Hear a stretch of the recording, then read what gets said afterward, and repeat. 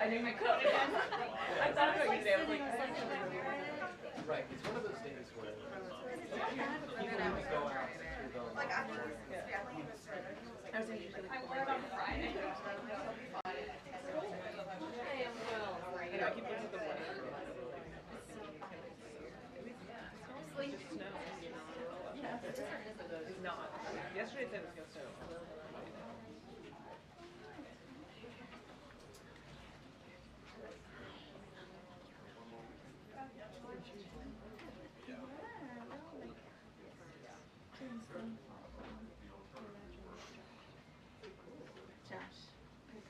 Oh, thank you.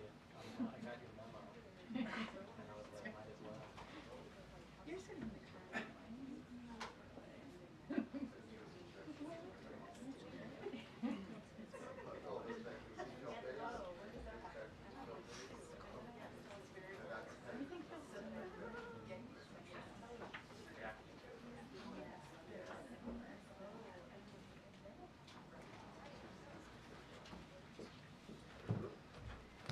Hi, good afternoon, everyone. Good to see everybody. Today, the Biden-Harris administration is approving student loan relief for more than 150,000 borrowers, bringing the total number of Americans who have had their student debt approved to be canceled by the administration to over 5 million people. These 150 borrowers include almost 85,000 borrowers who attended schools that cheated and defrauded their students, 61,000 borrowers with total and permanent disabilities, and 6,100 public servant workers. This announcement builds on the historic actions our administration has taken to reduce the burden of student debt, hold bad actors accountable, and fight on behalf of students across the country. Today's milestone isn't just a number, it's life-changing debt relief for 5 million people and their families who now have more breathing room to buy homes, start small businesses, save for retirement, and much more. Now turning to the latest in California wildfires, President Biden and Vice President Harris convened their team over the weekend to receive the latest updates on the firefighting and how federal resources are supporting the state and local efforts. Local, state, and federal firefighters continue their fire suppression and containment efforts across Los Angeles. They are making progress, but to be clear, the situation remains extremely active, especially as winds pick up again. These firefighters and other emergency personnel are heroes. Many have lost their own homes and belongings and are working day and night to protect communities that remain at risk. At the President's direction, hundreds of federal personnel, including aerial and ground support, are in California to assist with firefighting efforts and to help communities. Hundreds of firefighters from neighboring states, including Arizona, Oregon, Washington, Utah, Colorado, Idaho, New Mexico, and Texas, have also traveled to Los Angeles to help. Amidst the devastation, we are also seeing bright pockets of hope and community as neighbors help neighbors by donating food, clothes, coffee, hygiene products, diapers, formula, and much more. Volunteers are working around the clock to organize donations, old and new, and Americans across the country are coming together to help those in need. The best of America shines through, even in the darkest moments. Later this afternoon, the President and the Vice President will be briefed by key federal officials. Our administration remains laser-focused on helping those impacted, and we will continue to use every tool available to support the firefighting efforts. And finally, before I turn it over to our National Security Advisor, Jake Sullivan, I just want to acknowledge April Ryan, who has been covering the White House for 28 years as of today. Thank you for your service and congratulations on this milestone as one of the longest-serving Black White House correspondents. I always appreciate your... Okay, yes, ma'am. Correct. Correction made at the podium. The longest-serving Black White House correspondents. Congratulations. We always appreciate your tough questions, our back and forths, and your persistence in this room. And so congratulations. And with that, I have our National Security Advisor, Jake Sullivan, to speak more about the foreign policy speech today and any of your questions. Thank you very much, and good afternoon. April, congratulations on being the longest-serving Black White House correspondent. I also appreciate your tough questions, but I especially appreciate your easy questions. So if you have any of those today, I'd be happy to take them. As Karine just noted, later today, President Biden will deliver an address at the State Department on the United States' position in the world as he hands it off to the incoming administration. The State Department, as many of you know, is where President Biden delivered his first foreign policy address in February of 2021. And it was a very different world then. We were still in the midst of a devastating health and economic crisis, with our alliances fraying and fragile, and our competitors and adversaries on the march growing stronger. And the President spoke at that time about the urgency of meeting the challenges of this world in a period of profound transition and change. The post-Cold War era had ended. The United States was in a contest for what comes next, economically, technologically, and with respect to our values and vision for the world. A time of change and transition like that has brought geopolitical turbulence, technological disruption, the pressures of an energy transition, and more. We've had a lot thrown at us. But as we pass the baton to our successor, the President will report with confidence that America is winning that contest for the future. If you look around the world today and you ask the question, which country is the most dynamic and innovative, the most attractive to partners and friends, the most capable of marshaling solutions to the big challenges we face, who's leading the world in technology, who's had the strongest economic recovery? The answer to all of these questions is clear, indisputable, and the same. It's the United States of America. So in his address this afternoon, you'll hear the President lay this out. And basically, it boils down to a series of simple questions. Are our alliances stronger? Yes. Are our adversaries weaker and under greater pressure, even as they align more closely? Yes. Did we improve our strategic position in the long-term competition with China? And did we do so while stabilizing the relationship so that we're not tipping over into conflict? Yes. Did we begin to reverse a long-term trend and revitalize our defense industrial base and diversify our supply chains for critical goods? Yes. Did we strengthen the engines of American economic and technological power? Yes. And did we do all of that while keeping America out of war? Yes. The President fundamentally delivered on his promise to invest in America, including in our manufacturing base to produce the world's most advanced semiconductors and other strategic technologies. In fact, our cutting-edge technologies, AI, biotech, quantum, and others, are the envy of the world.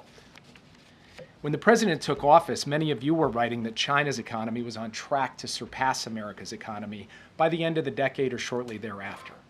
Now, on current course and speed, they're unlikely to ever surpass us. America's alliances, meanwhile, have actually never been stronger in Europe and in Asia. NATO is bigger, more unified, and our allies are stepping up to pay their fair share. Our Asian alliances are more robust and now more tightly linked than at any point in history. Russia tried to conquer Ukraine, to wipe it off the map. But thanks to Ukrainian bravery and our support, Russian forces are bogged down in Ukraine at enormous cost with over 700,000 casualties in the war. And Ukraine stands free, Kyiv stands free, and Ukraine will emerge from this war a strong, sovereign, independent nation rooted in the West. This has been made possible by the unity of the alliance that President Biden built and rallied, and a massive effort led by the United States on a scale not seen since the Second World War to equip a partner with the military capability it needed to defend itself against a brutal invasion by a much bigger neighbor. Even as we competed fiercely with China, the President actually opened and deepened diplomatic channels with Beijing, including new military-to-military channels that help us manage this competition and prevent it from veering into confrontation or conflict. In the Middle East, we've stood in defense of our friends and we've stood up to our enemies. We built and acted alongside an unprecedented coalition to directly defend Israel in the face of Iranian aggression. Iran is now at the weakest point since 1979. There is a ceasefire in Lebanon and the possibility of a new political future with a new president. Russia and Iran's lackey in Syria, Assad, is gone. And we are now at a pivotal point in the negotiations for a hostage deal and ceasefire in Gaza. The president spoke with Prime Minister Netanyahu yesterday and just got off the phone with the Emir of Qatar. He'll be speaking soon also with President Sisi of Egypt. We are close to a deal, and it can get done this week. I'm not making a promise or a prediction, but it is there for the taking, and we are going to work to make it happen. Now, there are serious and ongoing challenges in the world. The Houthis continue to represent a clear and present danger. ISIS is trying to use the fall of Assad to regenerate after years of sustained pressure and the degradation of its networks. North Korea remains the same menace it has been for many years across many administrations. China's cyber attacks are a continuing threat, and more. But we have the capacity and the wherewithal and the friends and allies to meet these challenges. Finally, there are also important initiatives that the next team should carry forward, in our view, that have a strong bipartisan foundation in order to cement America's position of strength in the world and our current lead in key areas. The work we've started to revitalize our defense industrial base, the steps we've taken to protect America's foundational technologies from being used against us by our competitors, the major global infrastructure initiative that provides a long-term alternative to China's Belt and Road. Suffice it to say, it's been an action-packed 4 years. But if you take stock of where America stands today, I believe deeply that the incoming administration is starting with a very strong hand. So as we pass the baton, we are doing so thanks to the leadership of President Biden and his team from a position of profound American confidence and capacity. And when you look around the world, there is no other country that has what we have to bring to both the competition we face and the challenges we need to marshal the world to help solve. And with that, I'd be happy to take your questions. Yeah. Thanks for doing this, Jake. With regard to the hostages in Gaza, what is it that you've been able to make progress on that makes you feel more confident? And what is it that you still need to figure out how to address to get that deal finalized this week? Well, to answer that question, let me just take a step back. President Biden laid out a framework for a ceasefire and hostage deal last June. That framework was endorsed by the UN Security Council and remains the operative framework for a ceasefire and hostage deal in Gaza. It is the deal that the parties right now are working off of to try to close. So that broad framework includes the phases, it includes prisoner exchange for hostages, it includes a surge of humanitarian assistance once the guns go quiet, which we will be able to move trucks much more rapidly.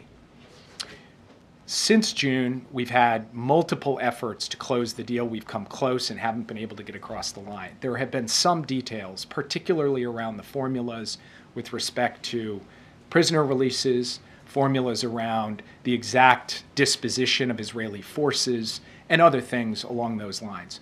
Those details we have been hammering away at week after week, month after month. And now, in the last period, just over the course of the last several weeks, we have accelerated that effort to try to bring this to a close. I was in Israel in December, and then I was in Qatar and Egypt, and I met with the leaders of all three countries, basically to try to help put this on a track to get it across the line. President Biden sent Brett McGurk out to Qatar more than a week ago. He has been camped out in Doha, day in, day out, 24 hours a day, working to tighten up these details and try to get this done. We have also coordinated very closely with the incoming administration to present a united message to all the parties, which says it is in the American national security interest, regardless of party, regardless of outgoing or incoming administration, to get this deal done as fast as possible. And now we think those details are on the brink of being fully hammered out, and the parties are right on the cusp of being able to close this deal. Whether or not we go from where we are now to actually closing it, the hours and days ahead will tell. But I believe it is there for the taking, and we're going to do everything we can to push it to get it across the line. Yeah. Thanks, Jake.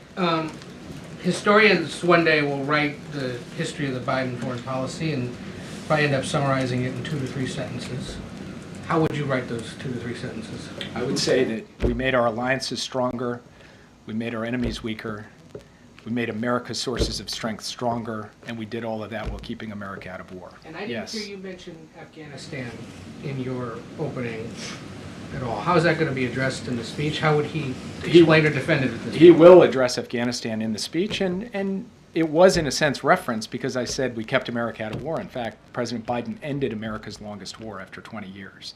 It had been passed from president to president, sending American men and women to fight and die in a foreign land year after year after year. President Biden was not going to hand that off, and he believes that history will judge his decision to end that war as being the right decision for the United States, that America is better off today, that we are not entering now our 25th year of war, of Americans fighting and dying, of billions and billions of dollars spent in Afghanistan. And what we have been able to do instead is refocus that effort and energy and attention on the challenges of the future. Now, when you end a war after 20 years, with all of the decisions that have piled up over that time, there are going to be challenges and difficulties, and there were challenges and difficulties in the period of the drawdown.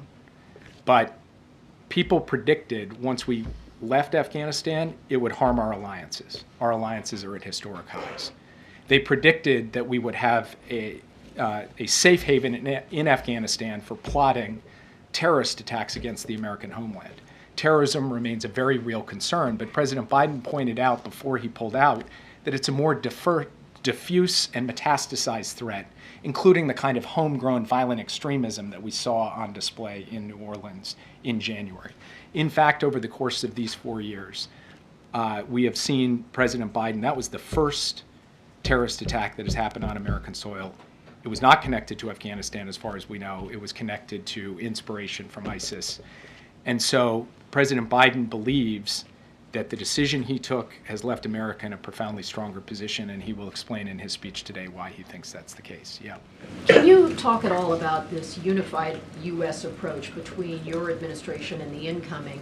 And 40 plus years ago when President Reagan took over, there was this perception that there had been an intention to deny President Carter the announcement of the U.S. hostages. These are different times, different circumstances, but were there lessons from that or a different approach to try to avoid that kind of a repeat? What is the unity? So I don't think that that was primarily the thing on President Biden's mind when he directed us to start working intensively with the incoming administration. What was on his mind is we're in this period of change and transition, and we can't have anything miss between the cup and the lip in the handoff between our administration and the incoming administration. So he told us, he told me, sit down with your successor as soon as you possibly can and start working through and mapping out what they need to know and how we can work together in this period of transition to put ourselves in the best position possible. And in fact, we've seen in the context of the Middle East that we have coordinated on common messaging around the ceasefire in Lebanon. And we are coordinated, very closely coordinated, including with Steve Witkoff and Brett McGurk, around trying to bring this hostage deal to a close. And it's because there is a spirit being brought to this work which says these are not partisan issues. These are American national security issues. And it's the kind of spirit that President Biden has brought to this job from the very beginning, that set the politics aside, do what's right for the country, and have our team work with the incoming team in that regard. And I have to say, our coordination thus far, the engagement we've had, it's been professional, it's been deep and substantive. And yes, we disagree on a lot of things. And I'm sure that in the months ahead, I'll have my share of criticisms, just as Mike Waltz has had his share of criticisms of me. And this is not about us seeing everything exactly the same way or coming at things from the same perspective. But it is about a shared view that a time of transition is a time of risk, and that it is critical that we close ranks as Americans to say, no one can take advantage of us, but we will try to take advantage of every opportunity available to us in this critical period. Yeah. Are there any assurances in the latest iteration of what's being discussed in this hostage and ceasefire deal? Are there assurances that the Americans who are alive will be released as part of this phase of releases? So obviously we have been focused on ensuring that all of the Americans ultimately come home. That is part of the objective that President Biden set forth. It is part of the phases of this hostage deal that all of the Americans come home. Now, what they are working through and hammering out are the details of the precise sequencing of people coming out over the course of the weeks and months of this deal. That's getting hammered out as one of the final details, but a paramount priority for President Biden, as for the incoming team, is ensuring that we ultimately get all of the Americans reunited with the families, and the remains of those Americans who have tragically passed away are also brought home so that they can get the proper burial that they deserve. So would they be in the first phase? So, like I said, the details of how exactly this is going to play out are being hammered out in the end game, and I can't report to you exactly how it will play with each of the Americans. Yeah. Jake, thanks for being here. So just real quickly on the Gaza hostage situation, how many of the 98 hostages that are still held are believed to be alive, all 98? I have to refer you to the Israelis, who have been taking the lead in terms of characterizing their best assessment, which is combined with our best assessment of the answer to that question. We have a good sense, we believe, with respect to the Americans, but in terms of that broader universe, particularly the Israeli hostages, they'd be in the best position to answer your question. That's right, Jake. Yeah. I just wanted to ask you another question that has to do with the timing and the sequencing of some of the things that the administration has been announcing. We've seen oil prices jump as a result of the tightened sanctions. Was there any, and then we've got other things happening now, sort of new restrictions on AI and chips that are all coming in the kind of final days of this administration. Can you say a word to your thinking about the timing, and then also, whether you expect from where you sit right now that oil prices are going to stay high and that American consumers will sort of bear the brunt of that decision? Well, first, remember that when the Ukraine war started in those early months in 2022, oil prices spiked way above $100. The price environment for us to put sanctions on Russia's oil sector at that time would have meant a really significant hit to the American pocketbook and the American consumer. The price environment today is profoundly different. You said spiked. Actually, oil prices today are significantly lower than they have been over an average in the past few years. So actually, we have just a fundamentally different price environment, and that is the reason for why now. Because President Biden was not going to impose sanctions on Russia's oil sector if it meant an undue burden on American working families. He does not believe that the action he took places such an undue burden on them, and he believes, as you project out over the course of 2025 on supply and demand, that the oil market is very well supplied, that oil prices will stabilize in a place that does not impose undue burdens on American consumers, and that on the one hand, we can hit Putin's pocketbook without, on the other hand, taking too big a whack out of the American people's pocketbook. That was not an opportunity available to us 1 year ago. It is now an opportunity available to us, and that is why the president took this decision. The other point that I would make is that the new team is setting up for a negotiation. And in a negotiation, you need leverage. And part of that leverage has to come from the kind of economic pressure that makes Putin see he's going to continue to pay a significant price economically. And so this is also in service of an effective diplomatic outcome that will produce a just and sustainable peace for Ukraine. With respect, did you coordinate that with the incoming team? I'm not going to say we coordinated it, but we informed them of what we intended to do, because we were trying to maintain transparency through the transition and share with them the actions that we are taking in advance so that they aren't surprised by any of them. That also goes for the AI diffusion rule. Again, not coordinated, and I don't want to suggest that, but we're transparent with them about the steps in that regard. We have been working on that issue for going on a year now. It is a complicated question because we're trying to strike the right balance between ensuring that the frontier of AI stays in the United States of America and our close allies, while also ensuring that the rest of the world can benefit from AI and get the hardware that they need to power AI applications going forward. So that balance required a huge amount of work and back and forth in many principals meetings, conversations with the president.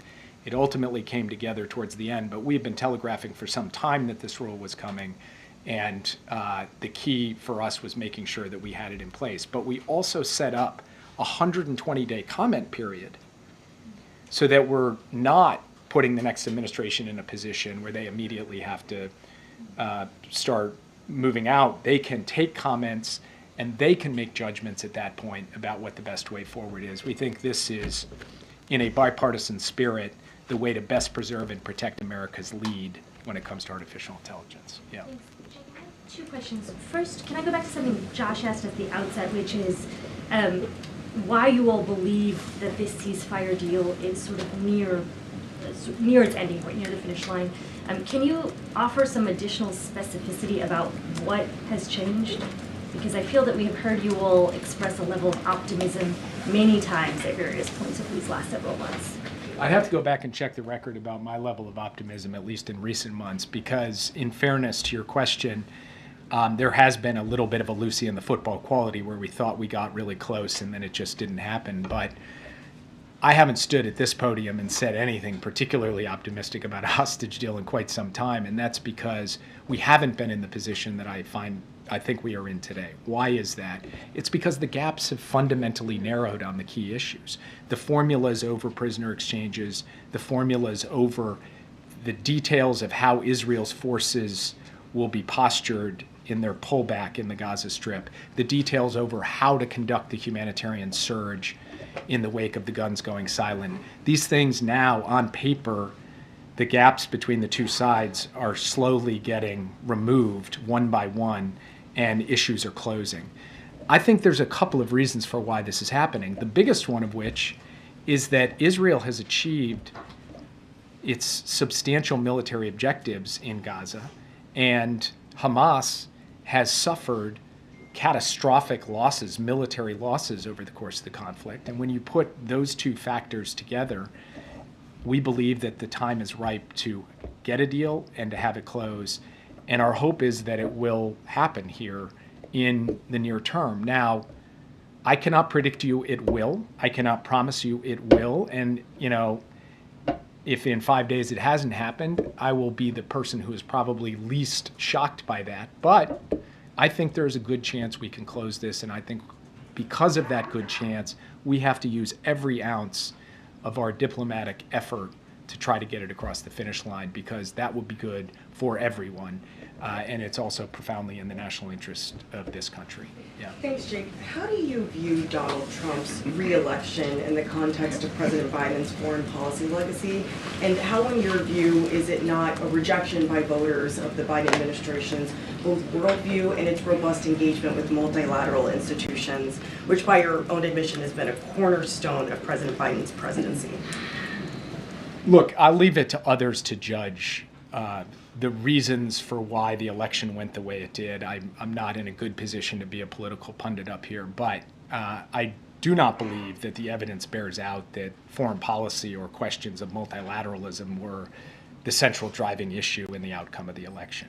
American people are complex beings, human beings. We're all complex beings. So we can think one thing about inflation and another thing about alliances. And a vote doesn't mean that it's a rejection of everything President Biden has done by any stretch of the imagination. So there will be time for us to sort all of that out. President Trump will make his own decisions about how he wants to pursue his foreign policy. The question for us is, are we putting him in the best possible position where the United States is actually standing with confidence and capacity in the world? And I think if you look at the health of our alliances, you look at the fact that we are not bogged down in war, you look at the state of our competitors and adversaries, and then you look at these fundamental underlying sources of strength.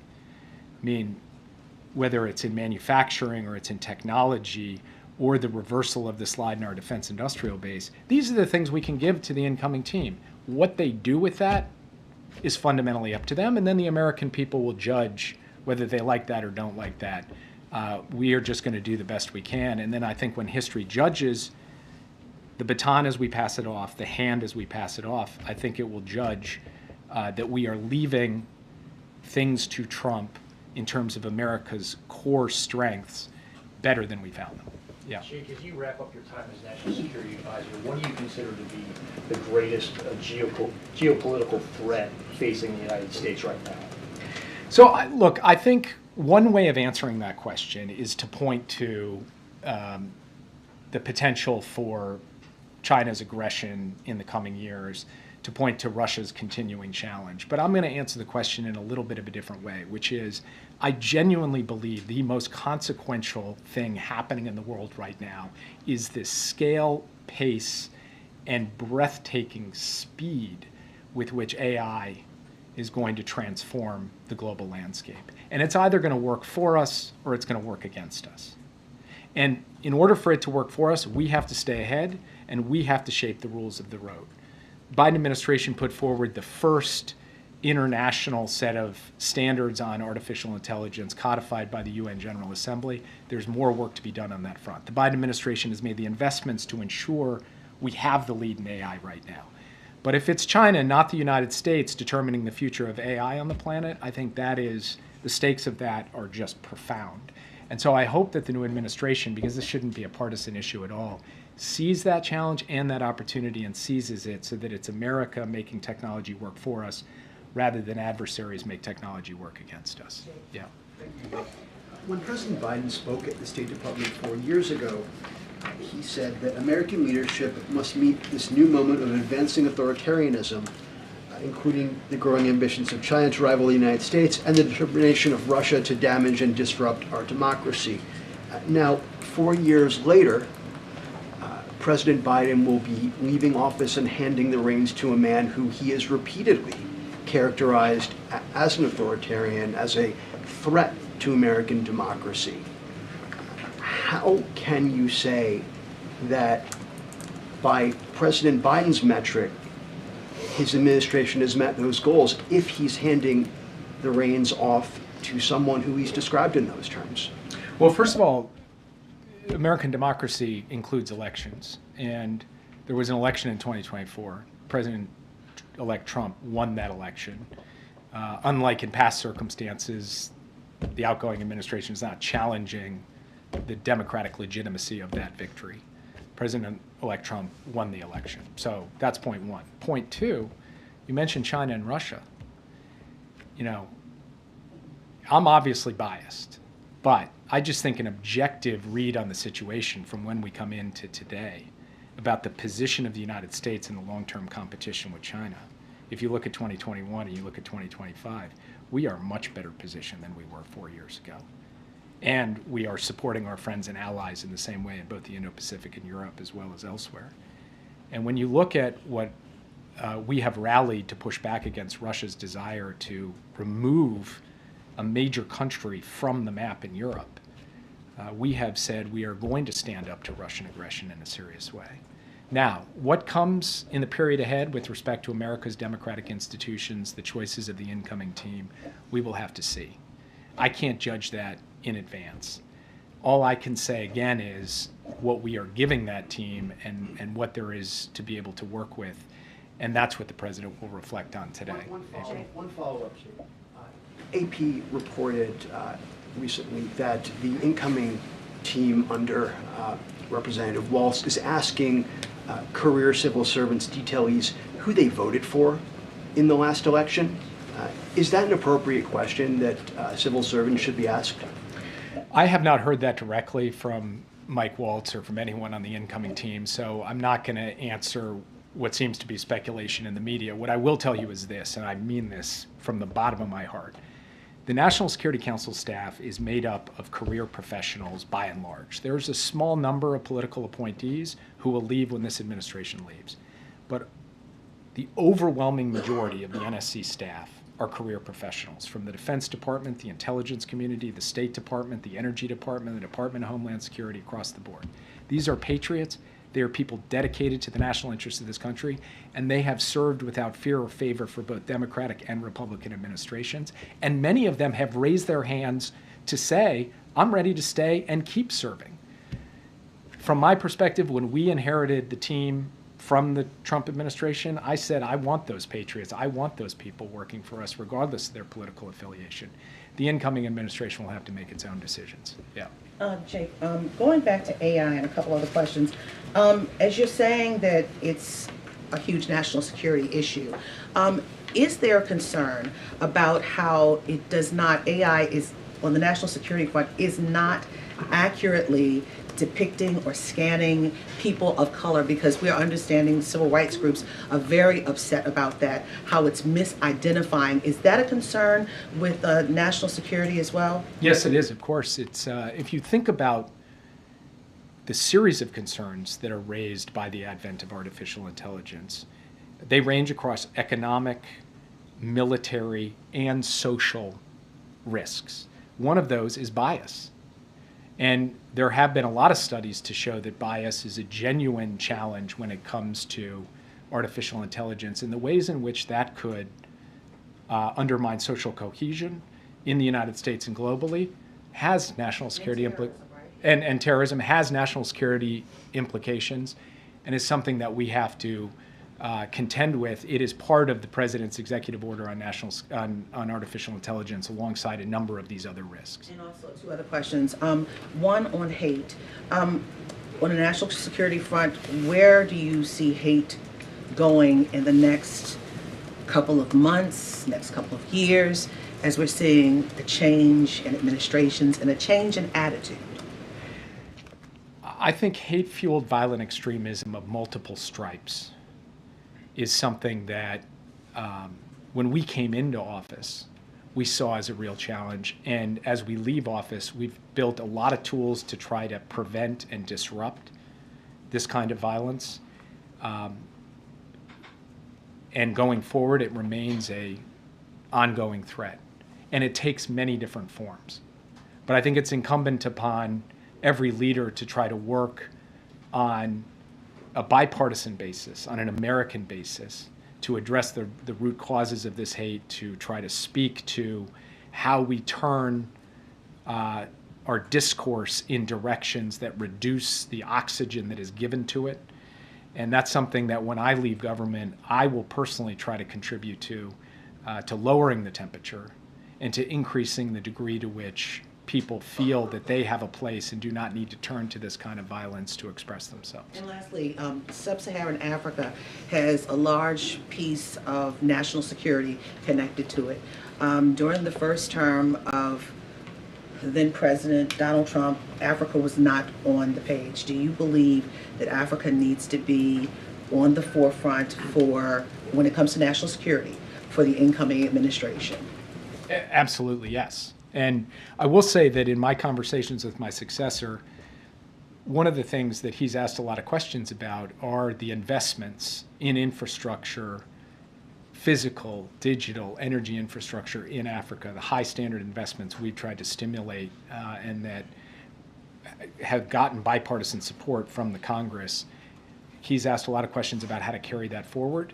So my hope is that, in fact, just given the sheer significance and stakes at play with respect to the African continent over the coming years, that is a priority for the incoming administration. I'll take one more. Yeah. Thank you.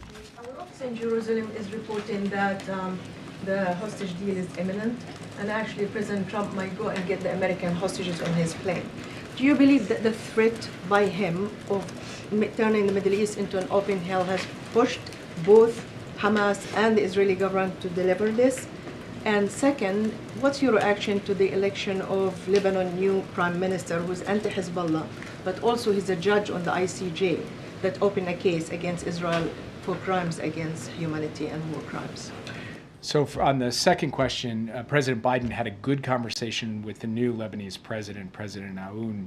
I believe there's a huge opportunity for Lebanon to turn this ceasefire and the degradation of Hezbollah into a new chapter for Lebanon that is brighter and built not on terrorism but on the future. President Aoun has made his selection of a prime minister. Now it's up to the parliament in Lebanon to take that forward. I'm not going to comment here today on the particular selection other than to say that we believe President Aoun can steward a new chapter for Lebanon, and he's making his selections of who will be a good partner for him in that regard. With respect to the question about President Trump and his comments, you know, he's talked about all hell to pay, all hell breaking loose and so forth. One thing I would observe is that if you're Hamas, all hell has been breaking loose on you for 14 months. The Israelis have destroyed their military formations, taken out their top leadership, removed their military capabilities in significant dimensions. So the Israelis have not been holding back when it comes to going after Hamas, and I'm not quite sure what it would mean to add further military pressure to Hamas beyond what has already happened.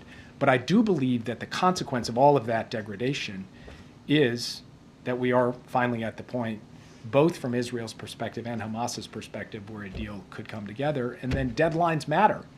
And trying to drive to do this towards the end of the Biden administration is focusing the minds of people. And we are coordinating closely with the incoming administration to make maximum use of this particular period to get this thing done. So I'll leave it there. I just will say one last word, which is I hope this is my last time at this podium, at least for a little while. I don't mean that in a negative sense. I mean, the only thing that would bring me back is an unexpected event in the next few days, which, as you all know, is totally possible given everything you've seen over the course of the past years. But if it is, in fact, my last time before you, I just want to say thank you for what you guys do every day. Thank you for putting up with me. It's been an honor to be able to really try to illuminate these issues through tough probing and penetrating questioning.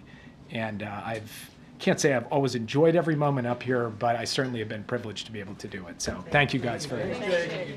We appreciate you coming. Thank you. People clapping in the back. Thank you, Jake. Thank you for your service, and it's truly been an honor to serve in this administration with you.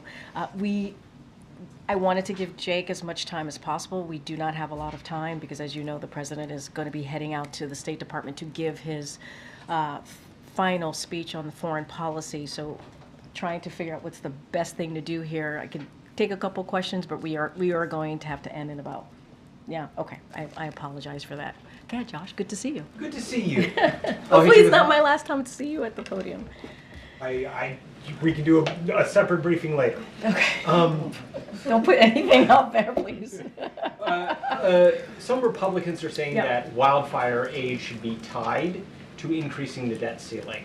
What does the administration make of that, and what are the plans for continuity for people that are wondering about what the next week could hold for them? Yeah, so look, I'm not going to get into these hypotheticals and potentials of policies and what's going to happen moving forward. We are very much focused on what's happening on the ground, helping local and state officials, and certainly we see what the brave firefighters are doing to trying to contain these wildfires, protecting lives and property, and it has been just amazing to watch this certainly unprecedented event. And so what we're going to do on the federal level, as you've heard this president, we've read out calls that he's done, briefings that he's done. You've seen him in person. Take questions from your colleagues about the federal response here. And what we want to do is ensure that we provide every resource available to firefighters, to first responders. And so we will. Our commitment right now is to continue to support the communities on the ground through different disaster assistant programs and federal government that the federal government could certainly provide. And so that's our focus. Not going to get into what it could look like down the road. What we want to do is make sure that we are dealing with this unprecedented, horrific, catastrophic moment that we're seeing Southern California having to deal with. And we are very appreciative of firefighters, first responders, and obviously the community that we're seeing on the ground is certainly heartwarming. Hi. Thank you, Karine.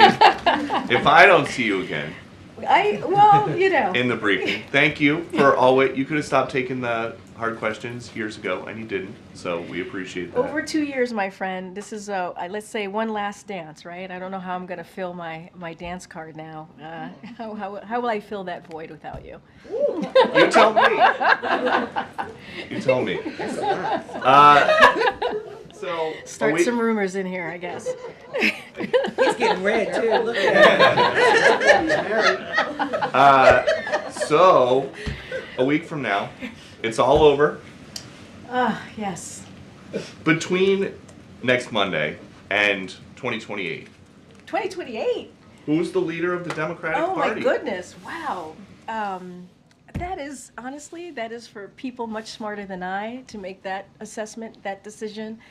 Obviously, voters will decide. That is not something for me to decide. I could say right now, in this moment, in this room, as I'm looking at the clock as it's counting down, because we have to leave shortly, you have the President Joe Biden, who is obviously the president and the leader of the Democratic Party. I do not have I cannot predict the future, so that is not something that I'm going to do from here. So, no leader of the party.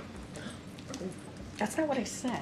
Well, it's not President Biden, and it's My not gosh, Vice President. I'm regretting this right now. Regretting all of this. It's nobody. That's not what I said. I said that you asked me about what's the 2028 is going to look like between now and 2028.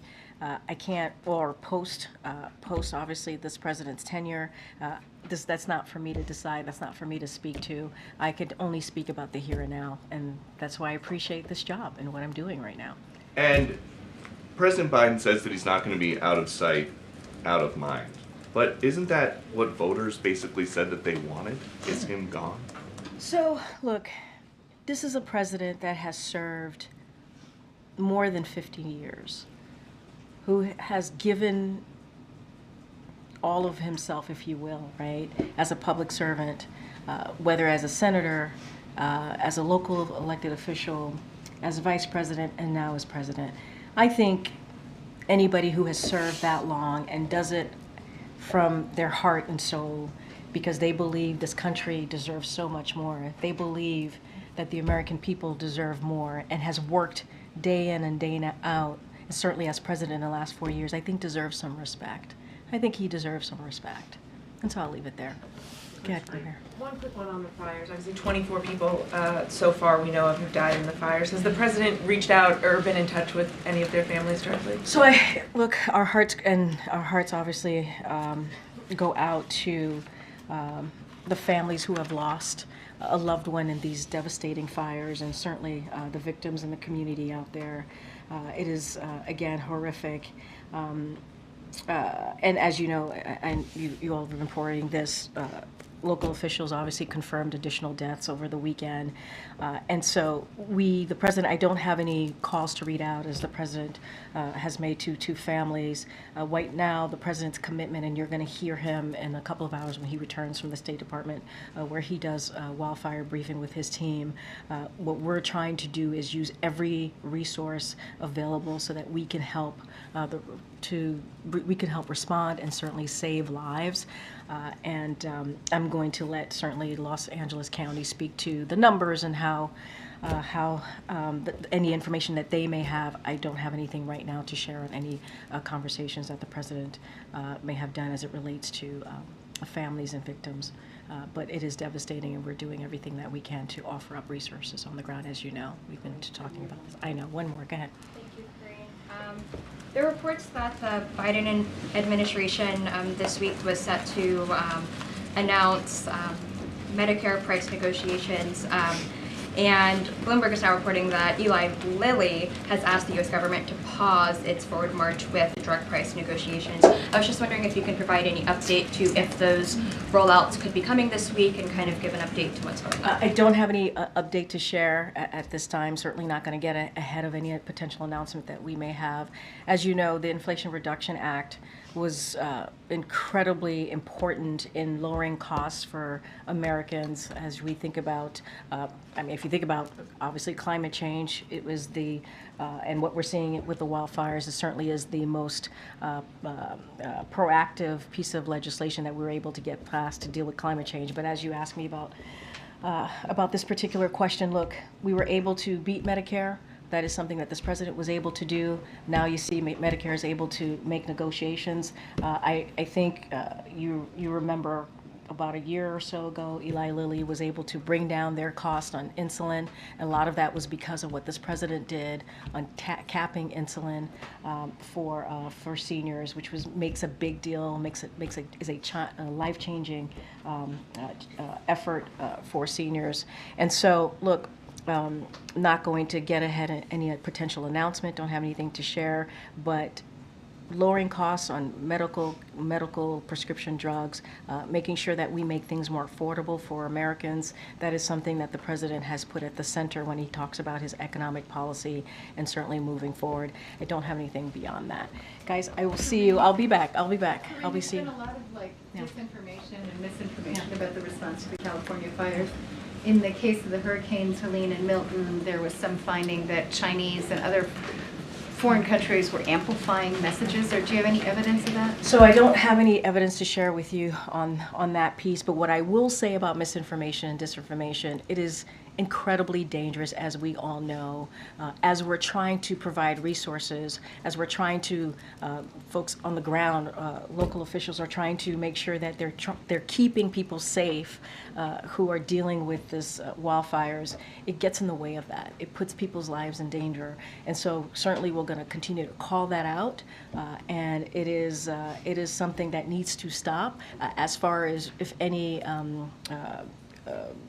entity, countries that are behind that, I can't speak to that at this time, but certainly we need to continue to call out the misinformation, disinformation. It is dangerous. It puts people's lives at risk, and it needs to stop. All right. Thanks, everybody. Thank you. You've got at least one more this week, right?